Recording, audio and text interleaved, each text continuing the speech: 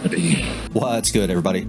Today we're looking at a question which came to my mind when I was playing through Red Dead 2 story mode recently, and it's a question that maybe other people have thought of as well. I don't know, but I thought it was pretty interesting. Can you survive the jump in the mission Favored Sons in free roam? And in case you can't remember, this is the mission where Dutch, Arthur, Eagleflies, some other members of his tribe, they all ambush a patrol of the U.S. Army out in the middle of the Cumberland Forest, and this big firefight breaks out. Eagleflies gets captured. Arthur and Dutch, they're backed up against the cliff. The United States Army all has their guns pointed at them. Things look pretty bad, and then they make this pretty dramatic jump, and they're able to get to safety. And my assumption for the longest time was that there was no way anybody could survive this jump in free roam. I thought the only reason you could survive the jump in the mission was because it's a scripted action sequence in a scripted mission. And, oh, by the way, Arthur and Dutch are two of the main characters, so they've got all this plot armor around them, right? But what I found, to my surprise, is that it is possible to survive this jump in free roam, as you can see here.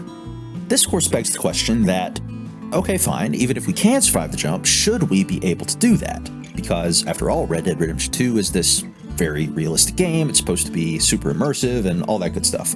And so I did a little bit of digging into the topic, and what I found was that Olympic divers, so professional high divers, so to speak, they will typically dive from a height of roughly 90 feet or 27 meters.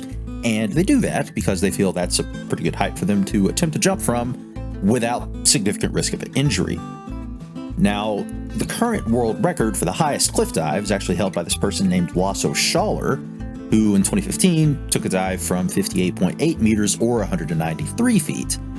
But remember that whole thing I said about not getting injured? Well, since this jump was from a greater height, this person did actually dislocate a hip during the process, and that's a professional diver. So think about it. If that person's not a professional diver, that could have gone a lot worse.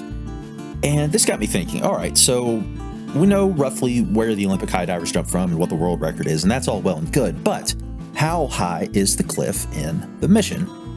Looking at the footage, it takes Arthur roughly 2.5 seconds to hit the water after jumping. So, assuming the game uses real-world physics, with the same constant forward gravitational force that exists in the real world, we can calculate that the cliff is roughly 30.5 meters or 100 feet in height.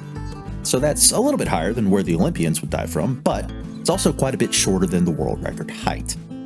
So the verdict on this one is, yes, this jump is something that could theoretically happen in the real world, and I thought that was pretty cool, so I wanted to share. That's going to be it for this episode of Red Dead Mythbusters.